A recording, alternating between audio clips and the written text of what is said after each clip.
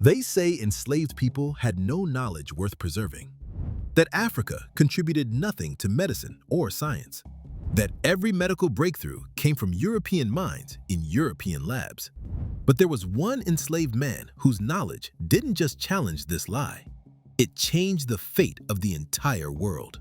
His name was Onesimus, and in 1721, he shared a secret that would save millions of lives across centuries.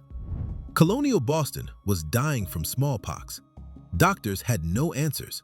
The disease was killing 1 in 7 people who caught it. Then Onesimus told his enslaver about a technique he had learned in Africa, a way to prevent smallpox by deliberately giving someone a mild case. The white doctor who tried it saved hundreds of lives. The white minister who promoted it became famous. But Onesimus? His name was buried so deep that most people have never heard of him. The same society that lived because of his knowledge refused to give him credit for it. By the end of this video, you will understand how one enslaved man's wisdom became the foundation for vaccines that would eventually wipe smallpox off the face of the earth, and why they worked so hard to erase him from the story. Picture Boston in 1721. 11,000 people packed into a small peninsula, and death is spreading from house to house.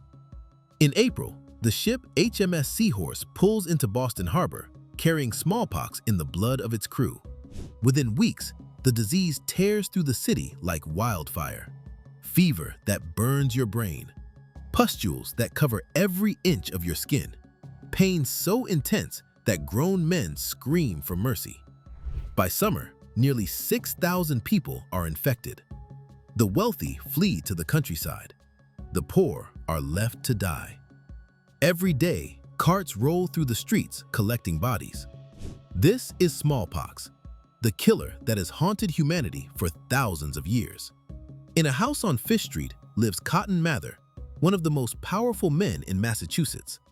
Puritan minister, Harvard graduate, the same man who helped fuel the Salem witch trials 30 years earlier. Mather owns several enslaved people, including a man he calls Onesimus. We don't know Onesimus's real name, the one his African parents gave him. We don't know exactly which part of West Africa he was stolen from. What we do know is that he carried in his mind knowledge that would change everything.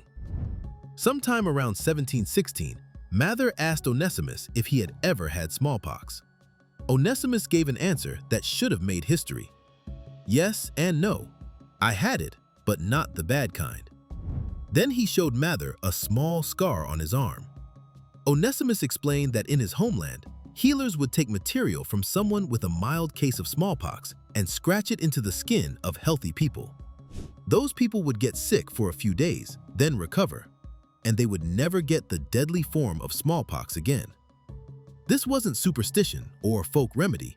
This was sophisticated medical knowledge passed down through generations of African healers.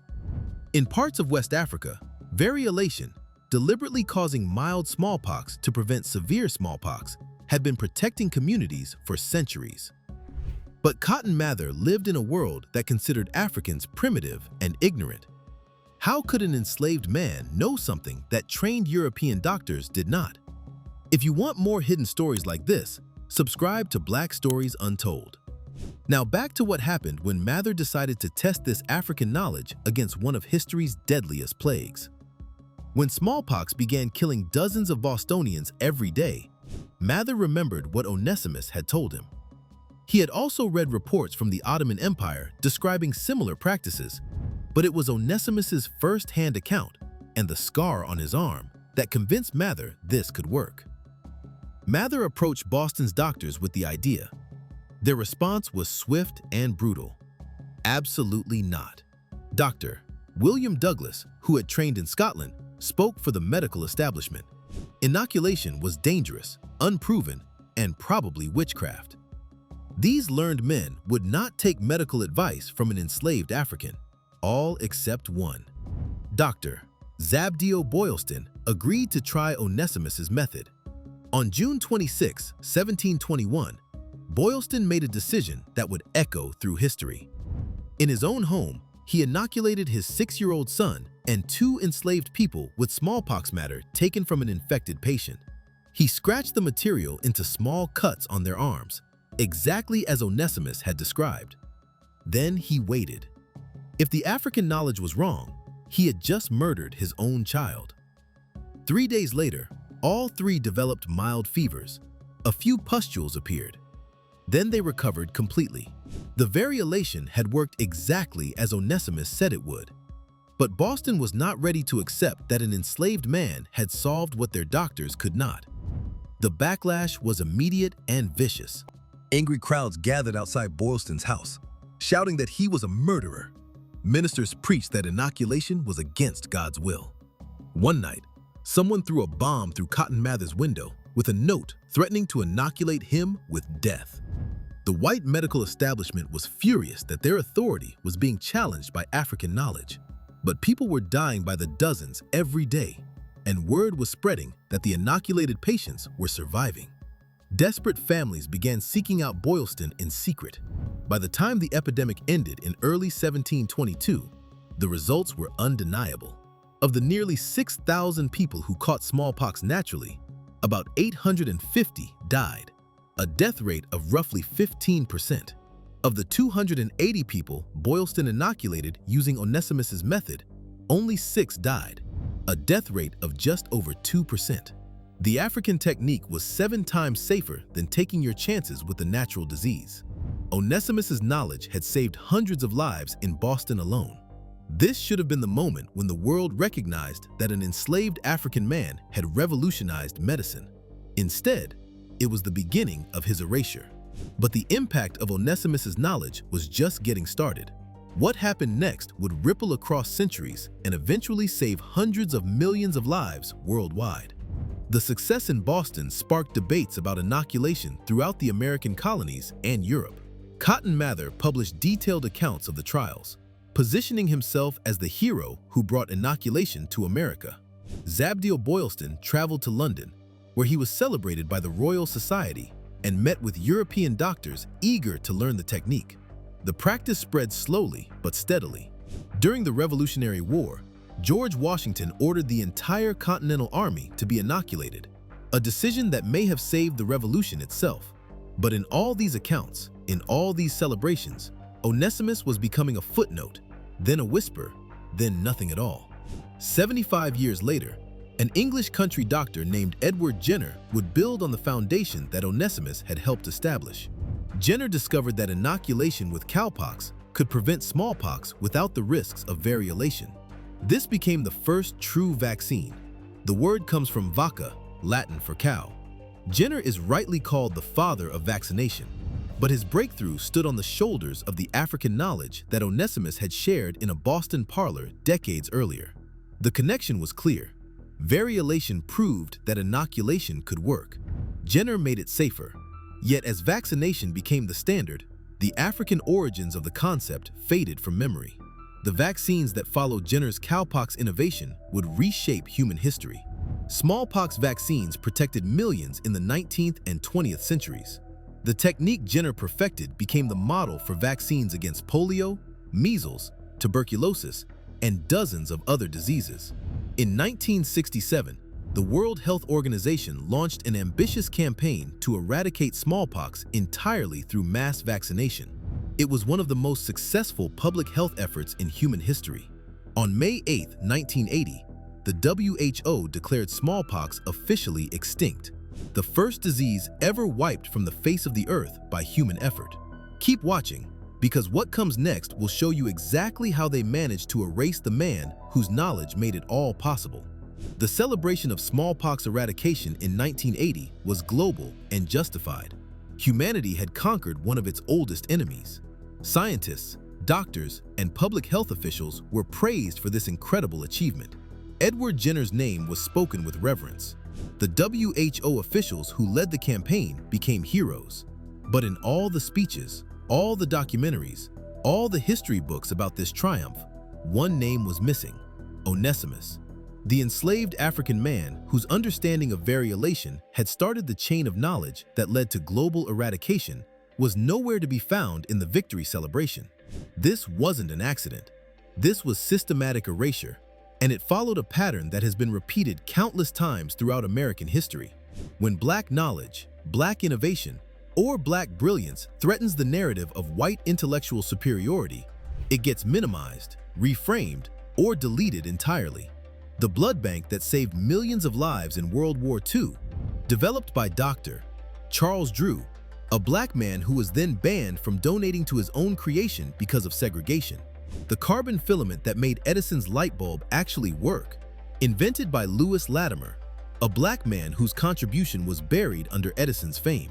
The mathematical calculations that put Americans on the moon, done by Katherine Johnson and other Black women who were hidden from history until a movie forced us to remember them. Onesimus represents the earliest example of this pattern in American medicine. His knowledge was sophisticated, accurate, and life-saving. He shared it willingly, even with the man who enslaved him. It worked exactly as he said it would, saving hundreds of lives immediately and contributing to medical advances that would save millions more. But acknowledging Onesimus meant acknowledging that Africans possessed scientific knowledge that Europeans did not. It meant admitting that slavery had silenced brilliant minds who had valuable contributions to make. It meant recognizing that some of Western medicine's greatest breakthroughs came from the very people that Western society was brutally oppressing. So they did what they always do. They took the knowledge and erased the man. Cotton Mather wrote himself into the story as the visionary who brought inoculation to America. The white doctors who applied the technique became the heroes. The African healing traditions that had preserved and perfected variolation over generations were dismissed as primitive luck. Medical history was rewritten to start the story with European discovery rather than African innovation. By the time smallpox was declared eradicated, the chain of knowledge had been so thoroughly whitewashed that most people involved in the celebration had never heard of Onesimus at all. And yet, despite changing the fate of the entire world, Onesimus's name was buried. The same society that benefited from his knowledge refused to credit him for it. Colonial doctors took the glory. Cotton Mather wrote himself into the story. History books rewrote the narrative so thoroughly that most Americans never even hear the name Onesimus. His African medical knowledge, knowledge that saved millions across centuries, was dismissed as primitive, then quietly absorbed into Western medicine without acknowledgement. Even when smallpox was officially declared eradicated in 1980, the celebration never included the enslaved man whose insight made that victory possible. What happened to Onesimus wasn't an accident. It was a deliberate downplaying of Black brilliance, a pattern repeated across generations. When Black intellect threatens white narratives of superiority, it gets minimized, renamed, or erased. The legacy of Onesimus reaches far beyond one epidemic in colonial Boston. His story reveals the hidden foundation of modern medicine and the systematic theft of Black intellectual contributions. Every time you get a vaccination, you are benefiting from knowledge that can be traced back to African healing traditions that Onesimus carried across the Atlantic Ocean. Every child protected from measles, every adult immunized against flu, every person who lives in a world without smallpox owes a debt to the wisdom he shared in 1721. But more than that, his story exposes how history gets written by the winners and how the winners have always been careful to write Black contributions out of the story. Today, a few historians and medical researchers are working to restore Onesimus to his rightful place in history. Some medical schools now teach about his contribution to vaccination. A small plaque in Boston acknowledges his role in the smallpox trials. But these efforts are recent and limited. For nearly 3 centuries, the man whose knowledge helped save the world was treated as if he never existed. His story was buried, not because it wasn't important, but because it was too important to allow. It proved what racists have always feared, that Black minds are brilliant, that African knowledge is sophisticated, and that the foundations of civilization rest on contributions from every corner of the world. The next time someone tries to tell you that enslaved people had nothing valuable to contribute, remember Onesimus. Remember that he carried in his mind knowledge that would eventually protect billions of people from disease. Remember that he shared this knowledge even with the man who owned him as property. And remember that they erased his name not because his contribution was small, but because it was so large that it threatened everything they wanted you to believe about who creates knowledge and who deserves credit for changing the world. If you want more stories of Black excellence that they tried to hide from history, click the video on your screen now.